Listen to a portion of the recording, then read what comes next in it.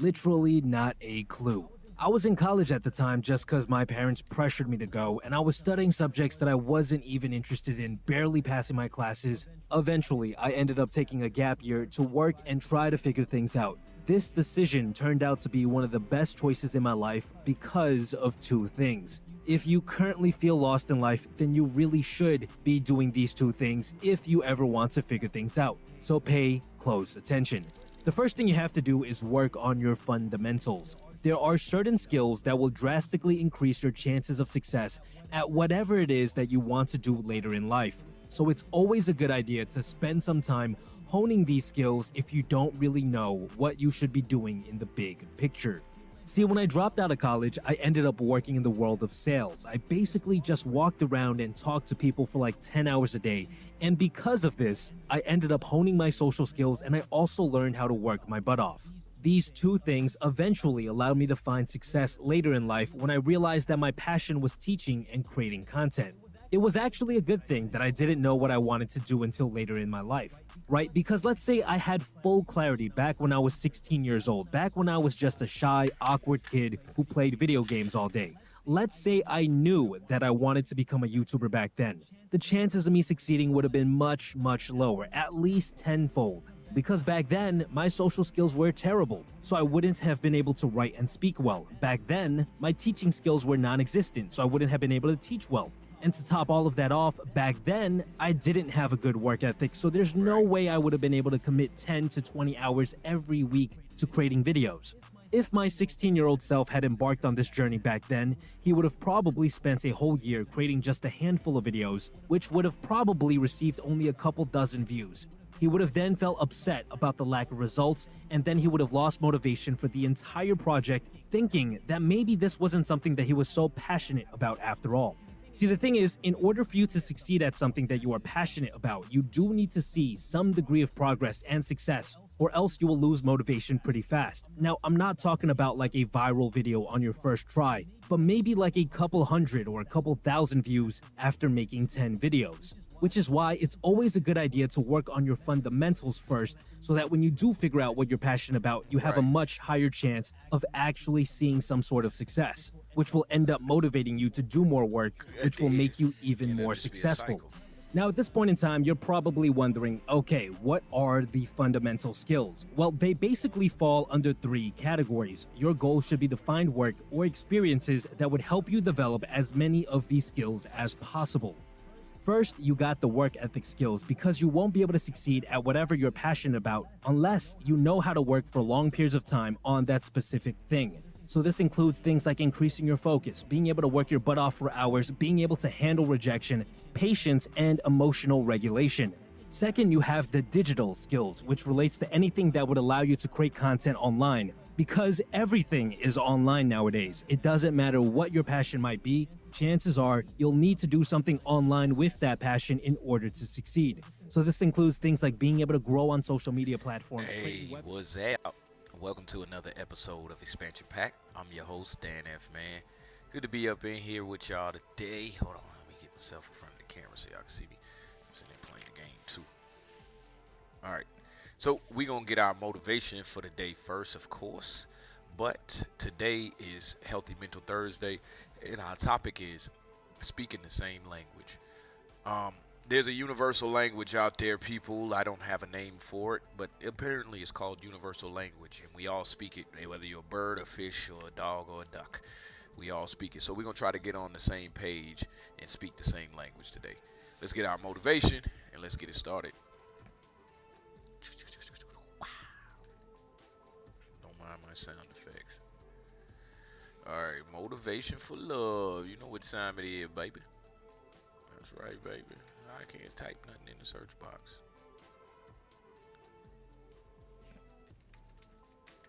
Okay. That's funny. She fine too.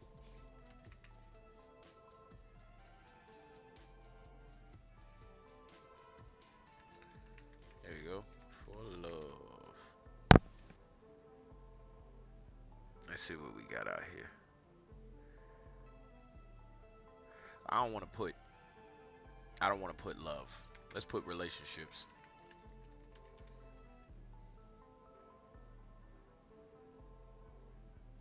Nice and short and sweet. And you say you don't want to hear from Steve Harvey. All right. All right, here we go. Let's work. I'm not, it's crazy, but the Lord blessed me. And it was the Lord that blessed me because I ain't had nothing to do with this. This is all God. Like, he knew what he wanted me to be and do, and he knew I couldn't do it outside of Dee Dee. So when I got into a relationship with Dee Dee, it started young, y'all. I was like 16, 17 years old, homeless. It started when I was young. I'll never forget, I don't know if it was my birthday or it was Christmas. And please forgive me, Dee Dee, because I should know. I do apologize. I'm just going to take a wild guess. It was my birthday. And it was Christmas. Man, I just took a chance. I took a chance. Man, I messed up. It was Christmas. She got me a snakeskin wallet. And not the small one, the long portfolio boy. Got me the portfolio boy for Christmas. And then when I opened it up, it had money in it. And what she would do, because she knew the state I was in, homeless, I wasn't really working at the time, you know what I'm saying? I don't really know, I was not definitely this version of E.T.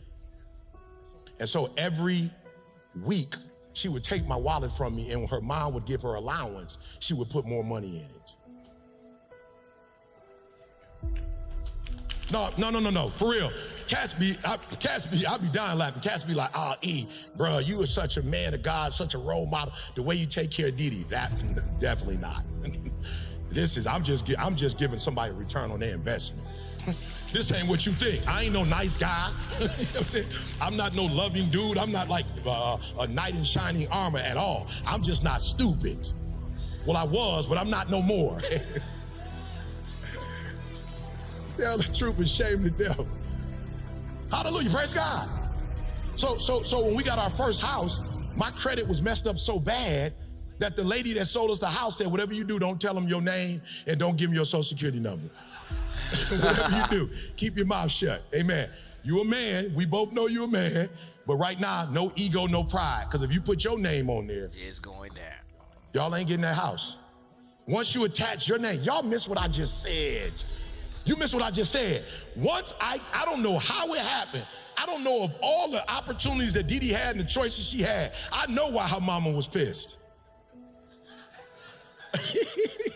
You know, people be like, man, Dee Dee mom treated you. I'm saying, I see why. I got a daughter now. I can see why. She done put her through private school to get a homeless dude. Right. To get somebody sleeping in abandoned buildings eating out of trash cans. She did all this for her daughter to pick somebody who a high school dropout, who has absolutely no future, no vision. He don't know what he want to do with his life. But I fucked, not because I dated Dee Dee, but some kind of way we got into right relationship. And once I got into right relationship with Dee Dee, my credit score got better. I got insurance. Y'all miss what I'm saying? I got focus, I got structure. Just by getting in right relationship, I got access to everything she was. Yes, sir. Yes, sir. And when you get into a right relationship, you don't even have to ask for access. They just gonna give you, you missed what I just said. They just gonna give you access. I didn't even know it, Jeremy, but Dee Dee took my credit, took my social security number, attached it to all her charge cards without telling me she was attaching it to my charge. And one day I woke up and my credit score better than Dee Dee's credit score. Oh, you not hearing what I'm trying to tell you. I'm trying to tell you in Jesus' name, don't worry about the rewards of God. Get in relationship with God, and your cup will run over. You heard what I said? My credit score better than hers. My money, okay, our money. Oh, you missed what I just said. Hallelujah. Watch yourself, Eric. I'm just telling you that where she started us, once I got in right relationship with her, my cup runneth over. Listen to me, my cup runneth over. There is credit that I get in the world. There are women that come up to me and like, yo, I'm only following you because when Dee Dee got MS, the way you talked about Dee Dee when she got MS, there are certain, that I walk in the earth a certain way because I'm attached to her. Because I'm married to her. How you miss what I just said? When I say 34 years of marriage, 38 years together, there's a certain anointing, a certain blessing. There are corporations that take me serious because I've been with her for 38 years. They take me serious. They don't got nothing to do with me. They like, you've been with one person for 38 years. They take me serious because of this relate. You better hear what I'm saying. Don't worry about the rewards. If you get the Holy Ghost, your cup will runneth over. If you get a relationship with the Father, Son, and the Holy Ghost, your credit will run over. Your friendships will run over. Your life will run over. Your health will run over. Whatever you touch will be blessed. Be careful who you get in reward with. That's a dangerous place to start a relationship.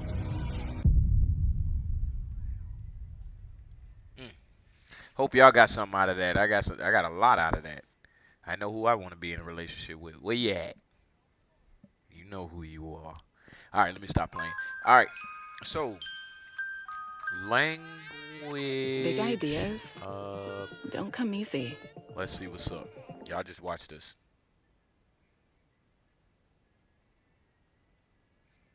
Hi, I'm historical linguist Jackson Crawford. I'm a specialist in the Old Norse language, and one thing that I've noticed pretty often, of course, is that people who don't have a lot of experience with the scholarly study of language, and especially language change, may be tempted to think of words in different languages as related that aren't, because they're making a mistake about timelines. What I mean is that if two languages are going to influence one another, we need to look at them at about the same time. Or if we're going to claim that two languages have a common ancestor, we need to consider the earliest stage of each and not consider some later stage if we have access to that earlier stage. Right. One of the best examples of this is something I'm asked about all the time, which is apparently an Etruscan, a very poorly documented language that we don't know very much about. What was it? A very poorly documented language that we don't know very much about. One word that we're pretty sure means God, something like ice, with a plural, something like Asar. Now, spelling's somewhat inconsistent. No one really knows that much about Etruscan or what means what, so some of this may be uncertain. But what's interesting is on the surface, that looks a lot like Old Norse os, meaning God, and Asir, meaning gods. It's the family of gods that includes, for instance, Odin and Thor. But this falls apart really fast if you remember that you're looking at languages that are about 1,500, 1,700 years apart, right? How would it be that Old Norse and Etruscan would come into contact with one another, and that Old Norse might borrow an Etruscan word for God? Just in case y'all wondering, we watching this for a reason, okay? We just trying to get some foundational. And Etruscan had long been extinct by the time that a language called Old Norse had developed. Right, because Old Norse isn't the oldest stage of that language. There's an earlier stage we call Proto-Norse, an earlier stage than that we call Proto-Germanic, which would have been spoken around the time that Etruscan was.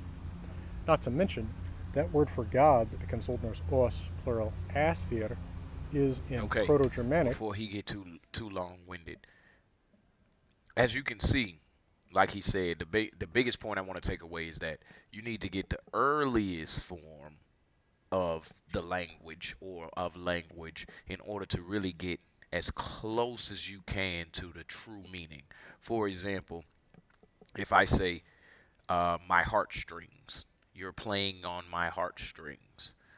Someone who's just learning English might be like, your heart has strings. And someone who's been speaking English all their life will know that that's like just a way of saying you're playing with my feelings. Feelings being the way I feel and emotions and whatnot. Playing not meaning ha ha ha ha ha, but like as in toying with and tampering with. You see, I got to break all of that down in order for us to get a common understanding and be on the same page or speak the same language. That's what this video is talking about. So let's go a little deeper. I just want to watch a couple minutes of this one. As I continue to upgrade my style when I come to the game. Attention activates the energy field, and intention activates the information field, which causes transformation. Let me take a picture of that. Attention activates the energy field, and intention activates the information field, which causes transformation. Let's work. In 1973, actor Anthony Hopkins was preparing for the role of his next movie, The Girl from Petrovka. It was the cinematic adaptation of a novel by George Pfeiffer. To delve deeply into the story, Hopkins wanted to read the original book before tackling his role. He then began an unsuccessful search through the bookstores of London for a copy, which took him an entire day. But he was told the same thing in all of them. The book was out of print, and there were no copies available. After the failure, he took the subway to go back home. There, he observed how someone hurriedly exited the carriage upon reaching their stop, unaware that they had left an object behind on the seat. That object was a book, and when the Oscar-winning English actor approached to pick it up and read the title, he was astonished to find it was The Girl from Petrovka. The anecdote would already be quite surprising if it weren't for the fact that, months later, with the movie released, Hopkins had the opportunity to meet the author of the novel in person and told him the story of how he had managed to get hold of a copy. The author was perplexed and told him that he believed that particular copy was his. He Get out of here. Yes, sir. had lent it to a friend a few months ago, Right. and that particular copy was his. He had lent it to a friend a few months ago, and the friend had lost it on the subway.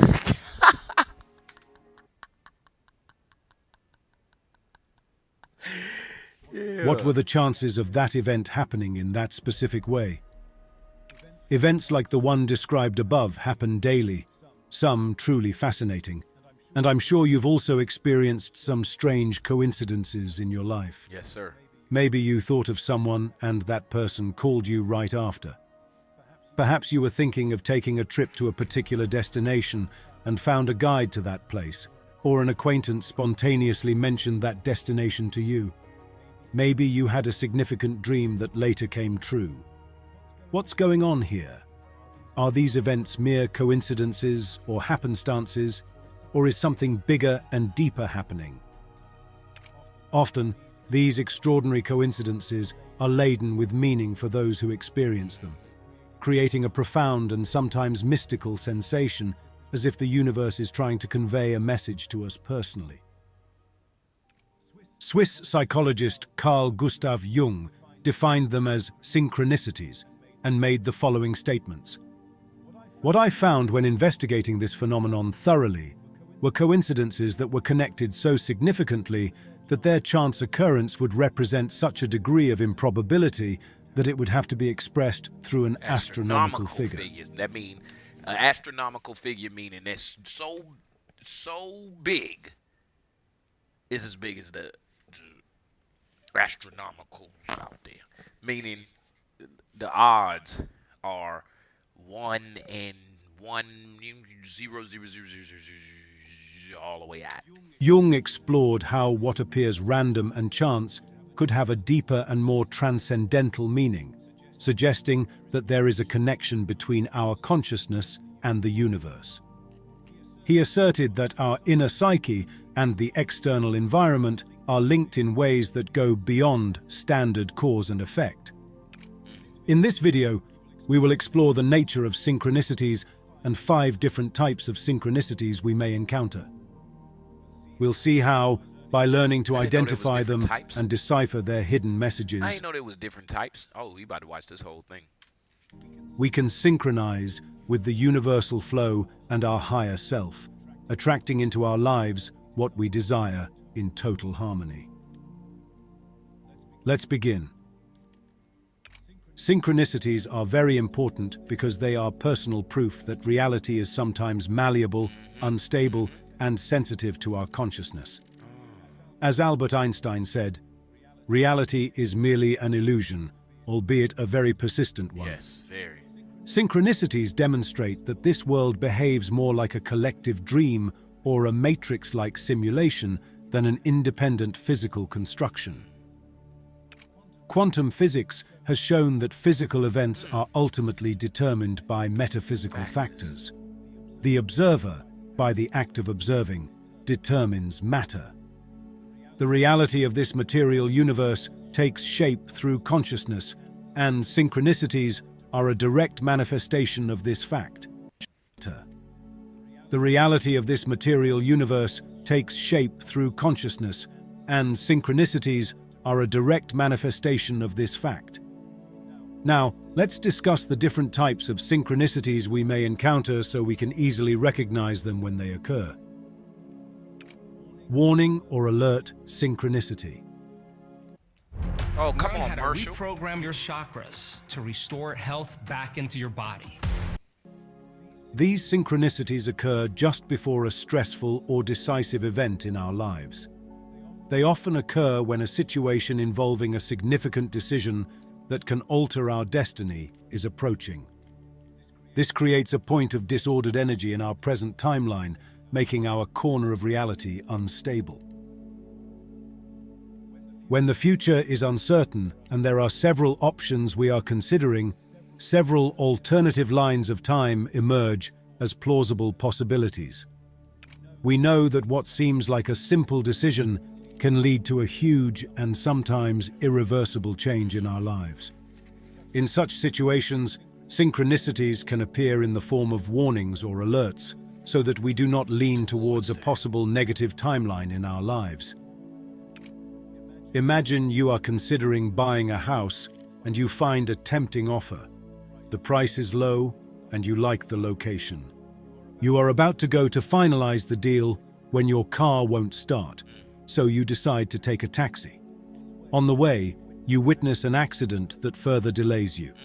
When you finally arrive at the bank, right in front of the house you want to buy, you see the police entering the neighboring house. All these setbacks make you reconsider your decision and you decide not to buy the house. Later, you discover that the neighbors in the building are troublesome and cause serious cohabitation problems, which would have made your life very difficult if you had bought the house. If your car had started and you had not witnessed police intervention, you might have made a hasty decision that you would have regretted. This example illustrates how synchronicities can influence our decisions unexpectedly. That was a good one. Confirmation synchronicity.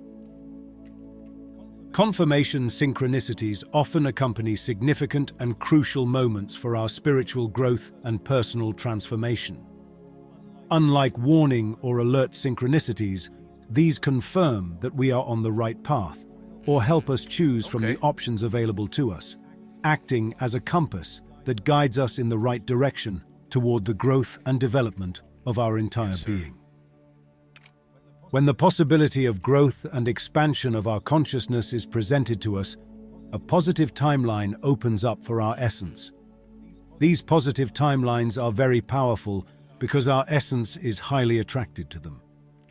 They are those decisions that lead us to an existence in harmony with our authentic self and our deep purpose in this life.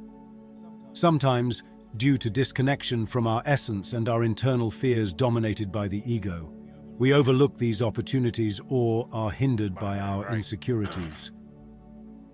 In such situations, synchronicities may arise to make us reconsider those opportunities or provide the necessary impetus to take the positive timeline.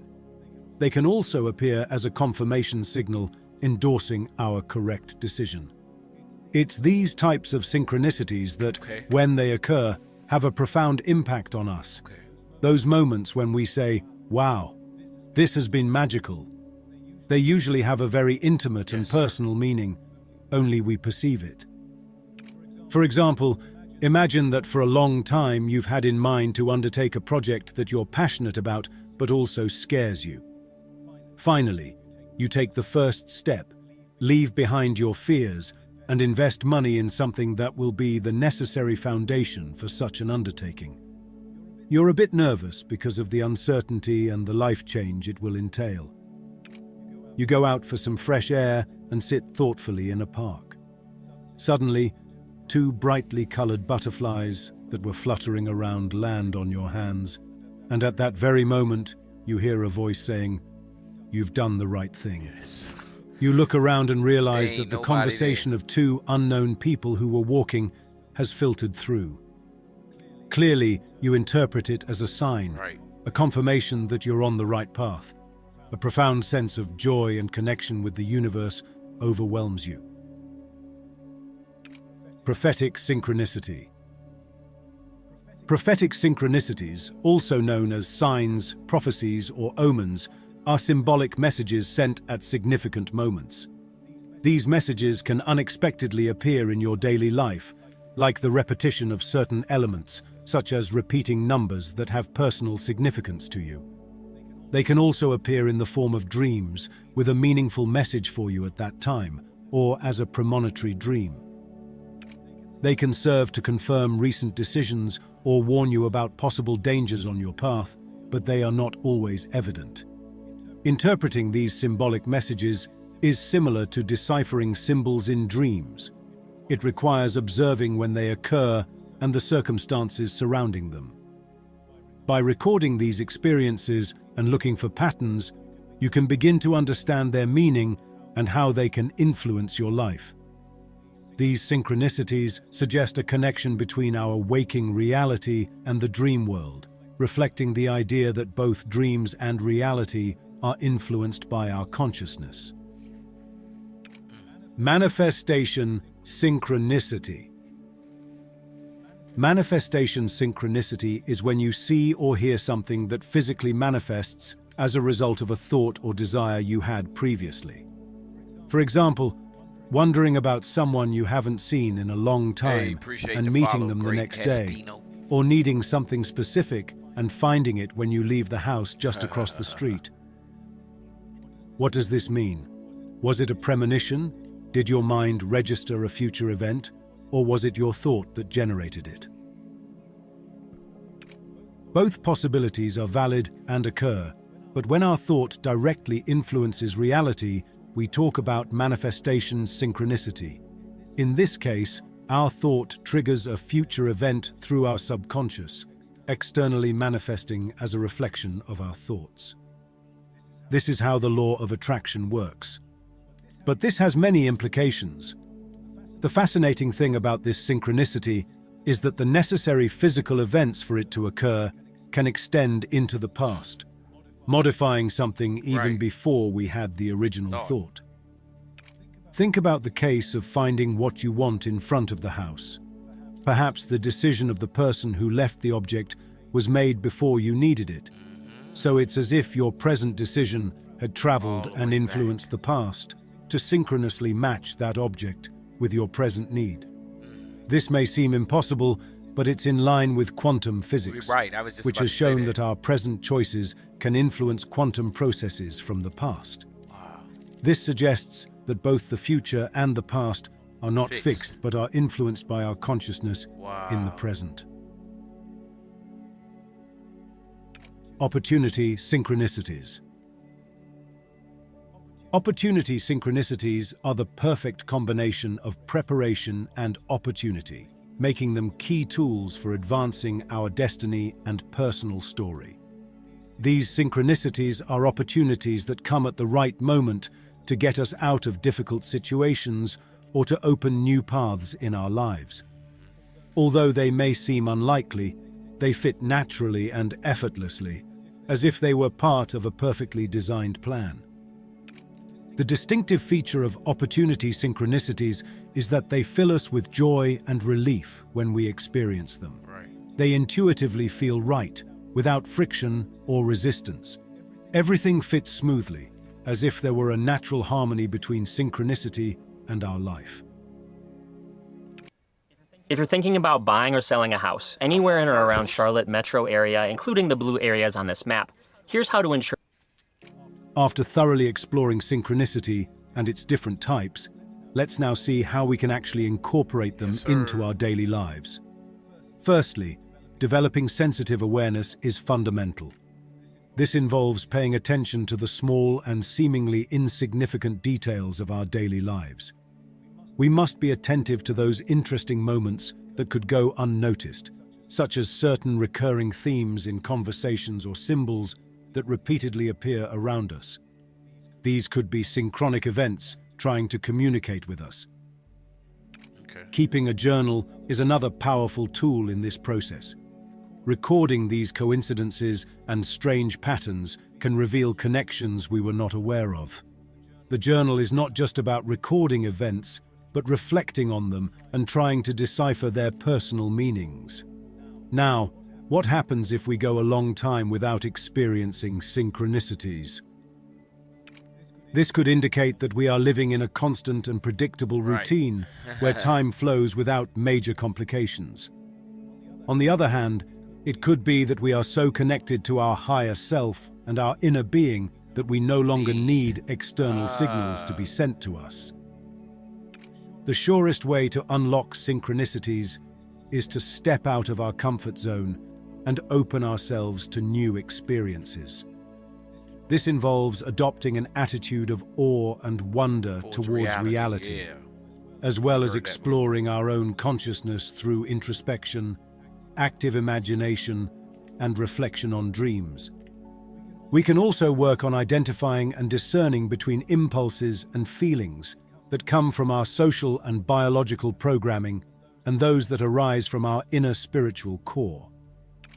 The more we act from our spiritual intelligence and true intuition, the more likely we are to encounter synchronicities on our path that will guide us along our positive and abundant timeline. In summary, synchronicity shows us that our thoughts, feelings, and experiences are deeply connected to the mysterious fabric of the universe. Being attentive to signals and coincidences helps us align with the flow of the universe. Yes, sir. And synchronicity can be a valuable ally in making important decisions in our lives. So, how many of y'all actually use this? Like, as in this understanding and turn it into wisdom for yourself, in the sense of, hey, when I go and do these things, like make decisions for my life, am I looking out for the context of which I'm making this decision? Like, you would read a book and you don't know the word, and you like, hey, let me look for the context of which they use this word to try to figure out what the word means before I go to the dictionary. You can do the same thing in situations, seems like, from what we just watched in the video. You go in and you don't know what this situation is going to bring you, but you have the context in which you're making the decision or you're in that circumstance, and you can look around and see what it is that your reality is telling you. Also, what he said, a big point on this, also what he said is that everything is not fixed. It's not fixed. You ever had something happen and you sit something down, or somebody left something somewhere, just like he explained with the book on the subway. Somebody leaves something somewhere, and it's as if the past, like they did it so that when you get to that spot in the future, it's like it's right there, readily available. I don't know how much y'all use it, but I definitely use that one. I always think about where I leave stuff and what I'm doing, because if I have to come back, whether it be like just coincidence, whether it be I just so happen to be there or whatever, I always am looking out for that context. I don't know about y'all, but it's very helpful for me. All right, let's move on. So now that we got a common language between us, whether it be talking or through just our life events, because some of this stuff we know happens to everybody. So I want to look up something, since we had 9:30, something for fun. And yes, this is Healthy Mental Thursday, and this is good for your mental, because imagine going through your day not knowing what tools and resources or even what language you speaking. You like, oh man, I'm talking English, or I'm talking Spanish or Japanese or whatever, but what language is going on up here? Yes, it's filtering through as images, words, whatever, but ultimately, as a species on this planet, at least on the west side of the planet, we don't have a real way to express what we think, because this isn't given, your thoughts aren't given in a, let's just say, everybody ain't doing this. Your thoughts ain't giving no credit, man. Go tell somebody something about what you went through. They ain't giving you no credit. And so that's where the issue is coming in. And so we can't get on common ground or speak the same language because this stuff is still fanciful. This stuff is still random. This stuff is still magical and coincidence. And we can't sit down and talk about how it's happening or what is happening. Then none of it aligns. And all of it just looks like the fantasy of a crazy man. Anyway, even though it's happening to all of us, so all of us must be fantasizing and all of us must be crazy men and women. But hey, anyway. Hey, Vsauce Michael here, and today we're going to discuss. Hey, Vsauce Michael here, and today we're going to. Hey, Vsauce Michael here, and today we're going to discuss deja vu. What is it, and why does it occur? You know, those moments. Sometimes you manifest things from your subconscious.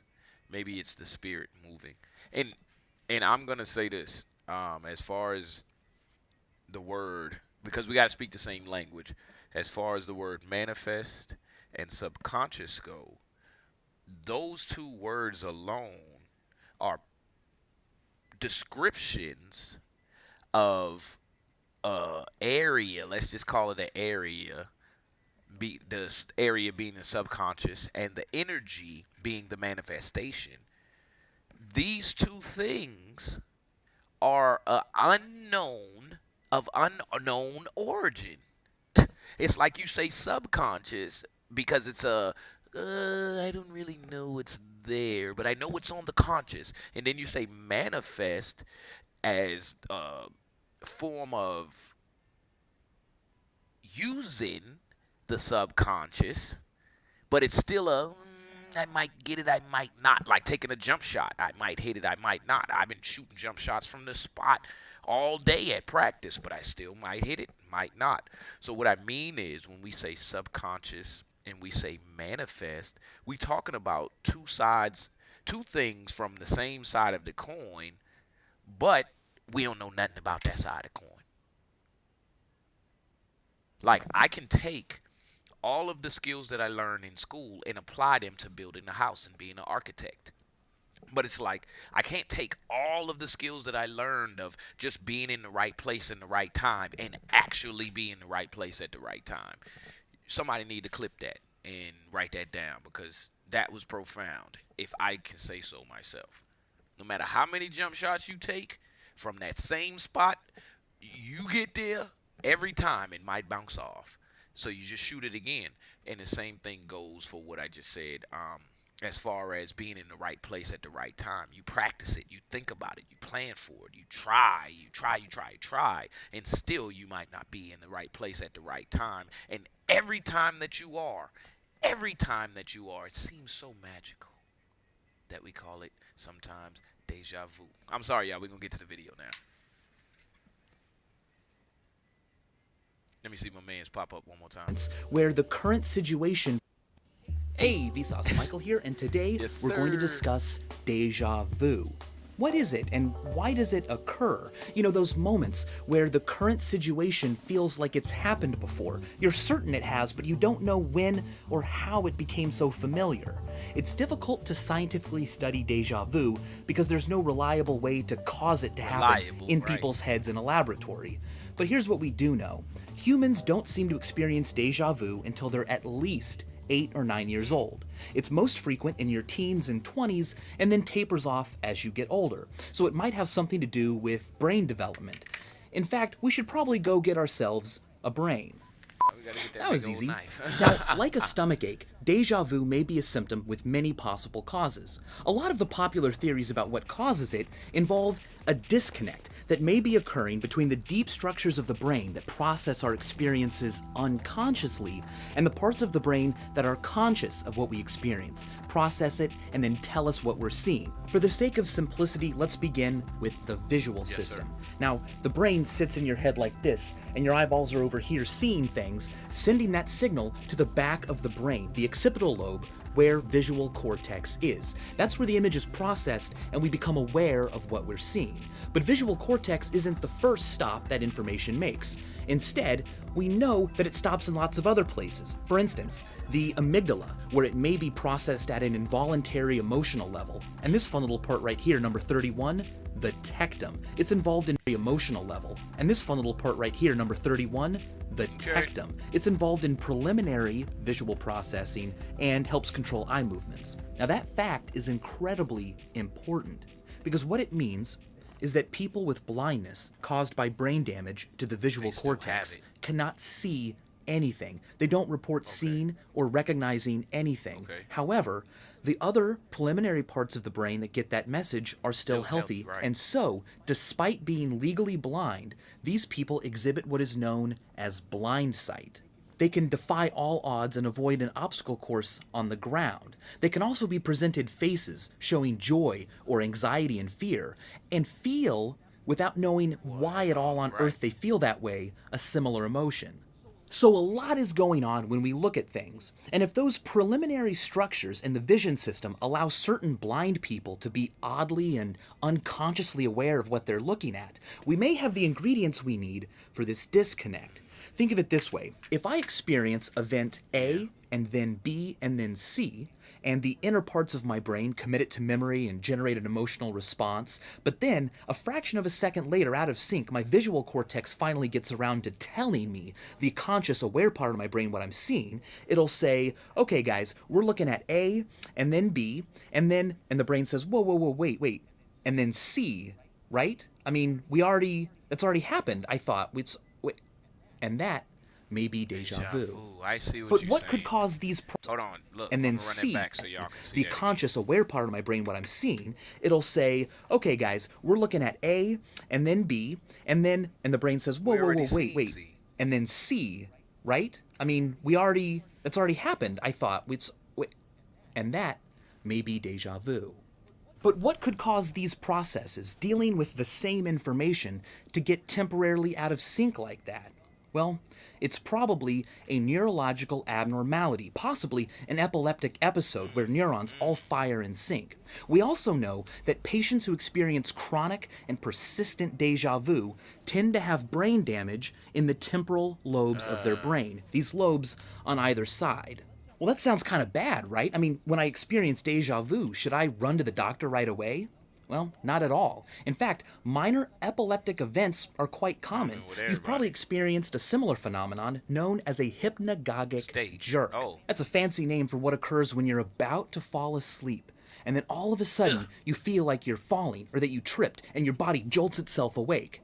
What's going on there is that as you fall asleep, your muscles relax. And some part of your brain that's still awake notices that and feels like you're no longer supported. You must be falling. And it sends out a huge signal that causes all of your muscles to twitch, waking you up.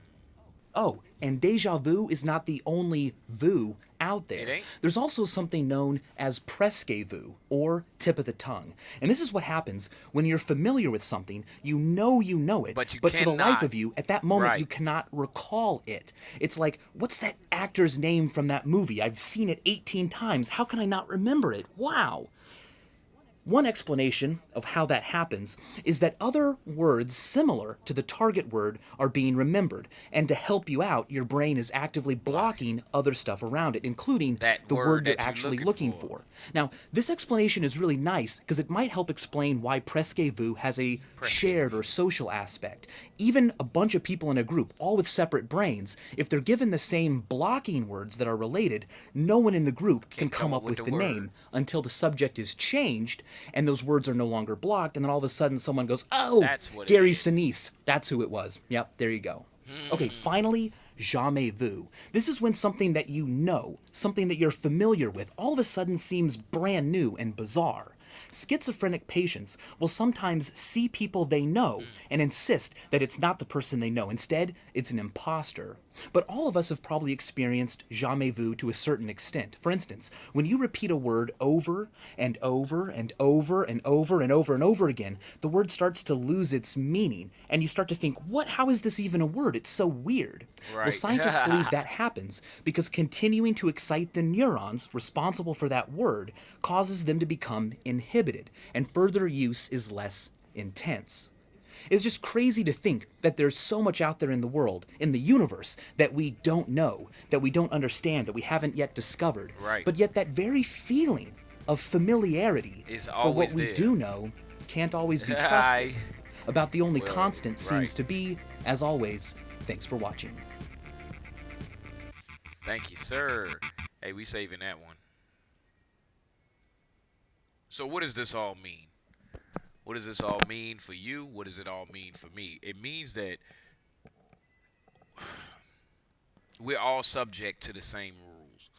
Whether you play by them or you don't play by them is irrelevant. You're still subject to the same rules. And what I mean is we all speak in the same language, no matter your race, what you believe in, faith, all of that. Faith, race, all that. We all speak in the same language. So let's see what that language consists of. I'm pretty sure y'all are walking around with a brain. So let's look at some neurological communication. Neurological communication. I spell neurological with a V and not a C. Let's see. Students with ADHD save 10 hours studying with this Chrome extension. But no, by all means. Neurons communicate with each other, relaying messages. Neurons communicate with each other, relaying messages throughout your body and powering all of your thoughts and actions. Neurons talk to each other using both electrical and chemical signals. Messages start as electrical signals traveling rapidly down a neuron. These signals are called action potentials. When they reach the gap between two neurons, the messages need some help to get across. The information is transformed from an action potential into a chemical message, which crosses the gap called a synapse. The release of those chemical messengers can trigger an action potential in the neuron on the other side of the synapse, conveying the message onward. Or it can quiet the message. This happens over and over and over. And with repeated activity, the synapse gets stronger, so the next message is more likely to get through. That way, neurons learn to pass on important messages and ignore the rest. This is how our brains learn and adapt to an ever-changing world. All right. So, I hope you understood that. That's simple. That's simple. And all of our brains are doing that. Whether you're going to get something to eat, whether you deciding which shoe you gonna buy, whether you screaming at your kids or not screaming at your kids, all of our brains are using this form of communication. And the after effect, so to speak, is us talking, walking, moving, and all the things that you see.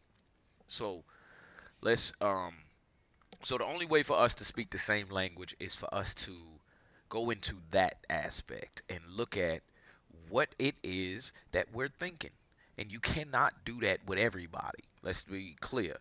Even if you go to group therapy for your problem, it's still your problem. Now, it ain't the group problem. Now, the group can sympathize with you and help you and give you strategies, but it's not the group's problem.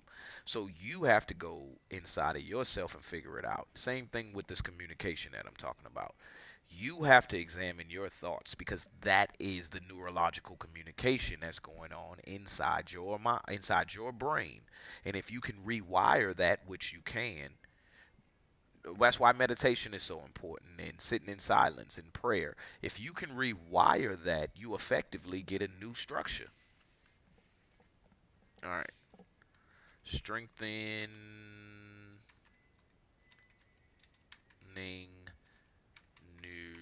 neurons. Let's look at this, and then we're going to get up out of here for the day, y'all. For the day. I always do that. All right.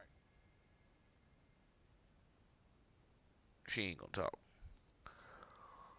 5 minutes, 5 minutes, 5 minutes for Dr. Let me guess. Dr. You're Sada thinking about Guru. going to therapy. And as a therapist myself, of course I'm going to say that's a great. A natural upsurge of energy will happen. It activates the lumbar region of the spine in a tremendous way, strengthens the muscles along the spine. The sharpness of your intellect. You will see, you can see a difference happen just because you're doing a simple few things.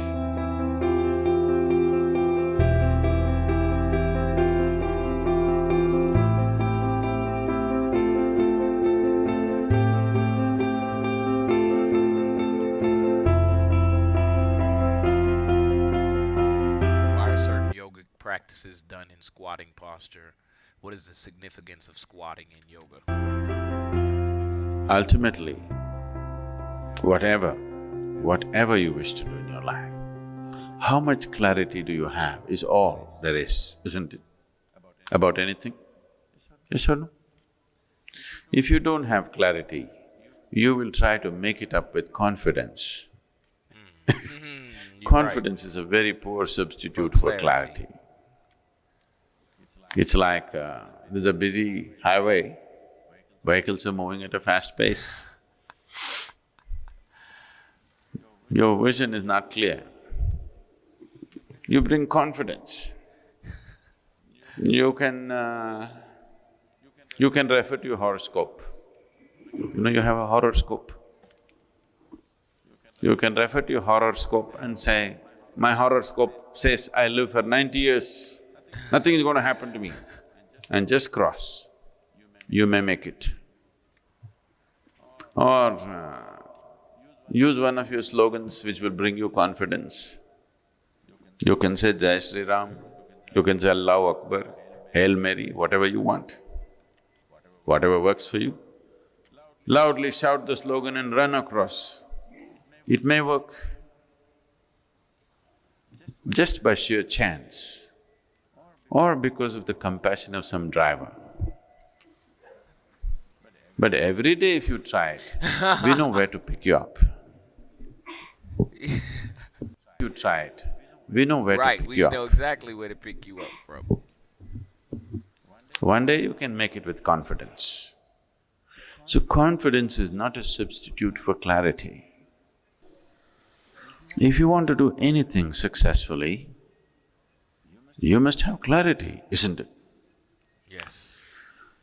If clarity has to come, the most important thing is your spine should be in a certain condition. Yes, okay. Because your perception is largely handled there. Okay. See, spine is not just a physical substance, it is a communication network, a serious communication network. If you lose it, or if it becomes insensitive, you don't know what you're losing. You're just losing something phenomenal. So it's not just a physical substance, it is the basis of communication that's happening in the system, isn't it? The spinal cord is… the spine is not just one single piece, it's many complex assembly.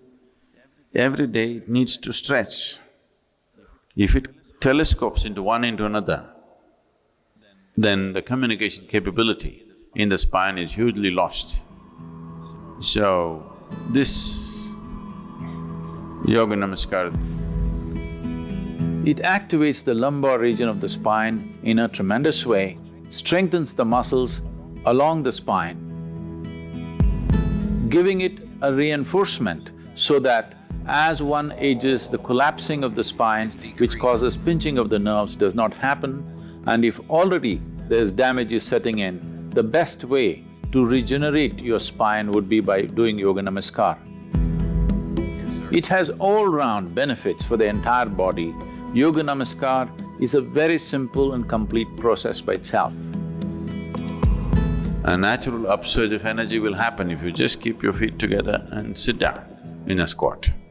So the squat is best if you can put your feet together and squat, which most of you cannot do right now. Very few people can do. We don't want too much energy to happen, So the next best stance is to keep your feet in line with your shoulders, just the same width as your shoulders. You can do up to 21. 21 is a good number to do. If you cannot do that, start with 7. Slowly, every 2 days, 1 extra if you do. In about 40 days, you will be at 21, which is a good number to do. You will see it'll make a phenomenal difference in the way you function. If there is some way to gauge your intelligence, the sharpness of your intellect, you will see, you can see a difference happen. Just because you're doing a simple few things to relax and activate the spine. All right, y'all. We out of here for today. So I really enjoyed. Oh man, y'all lost me on the camera. I really like when I get a chance to explain what I'm saying or why we doing this. So I enjoyed today. I hope you did as well. And you know, we'll be back here again tomorrow on Fun Friday, as usual on Expansion Pack. I'm your host, Dan F. Man. Thank you for joining me. We'll be back again tomorrow. This is DGTA TV. Peace, y'all. You are your greatest sculpture, and you get to recarve, and you get to up-level as much as you need. You're not sentenced to this life this way. You chose it. You get to choose as much as you want. You get to design it any way you choose. You're not sentenced to your future. You have an opportunity to your future. What do you want, and how do you want it? And if it doesn't make you a little afraid, then you ain't playing big enough. Gosh. Your knees are supposed to knock a little bit. Your teeth are supposed to chatter a little bit. Okay. There's supposed to be at least 2 butterflies in your stomach. Right. At least. Yes, because if not, you're playing inside your comfort zone. Yes, ma'am. And we mistake the fact that we're supposed to be comfortable 24/7. Well, let me tell you something. Comfortable is equivalent to complacent. Yes, ma'am. I'll choose inconvenience every day, any day, to make a difference on the planet. I don't mind being mildly to moderately to significantly inconvenienced to leave my fingerprint on this planet. So I just came to talk to the game changers and to the change agents who are willing to confront any part of you that's not speaking to your madly, wildly amazing future.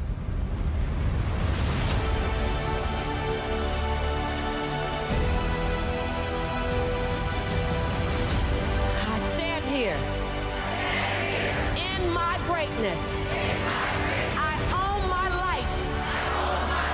I own my brilliance. I am bold. I am courageous. I'm perfect in my imperfection. This is my time. This is my time. I'm bright enough. I'm old enough. I'm young enough. I've experienced enough. I'm wise enough. I understand that I am enough.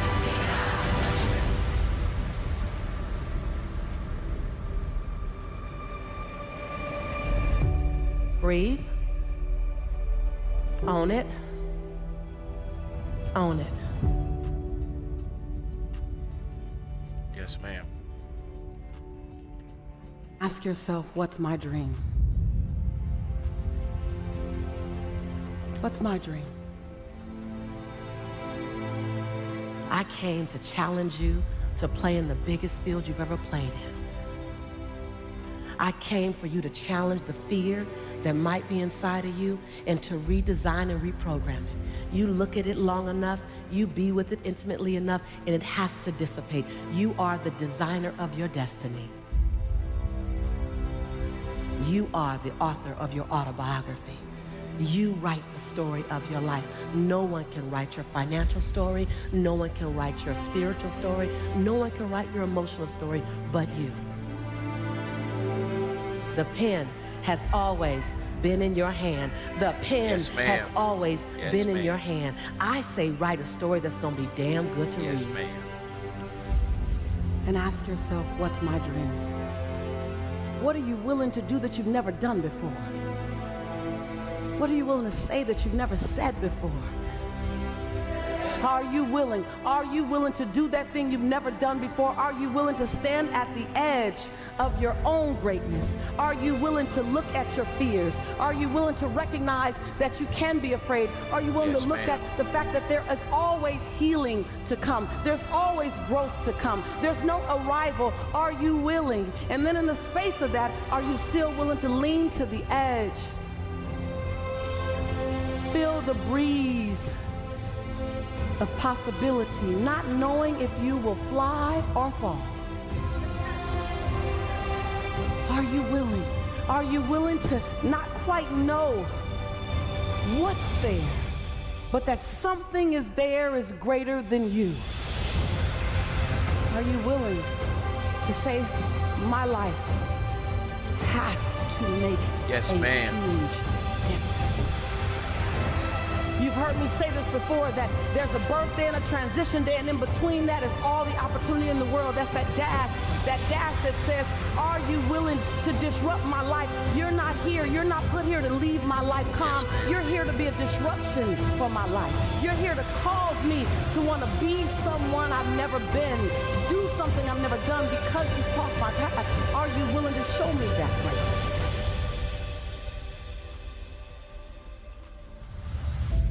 It's going to cost you more time than you thought you'd have. It's going to cost you way more money than you thought you would invest. It's going to cost you some friends who couldn't make the entire journey with you. It's going to cost you that sense of, oh my God, I got to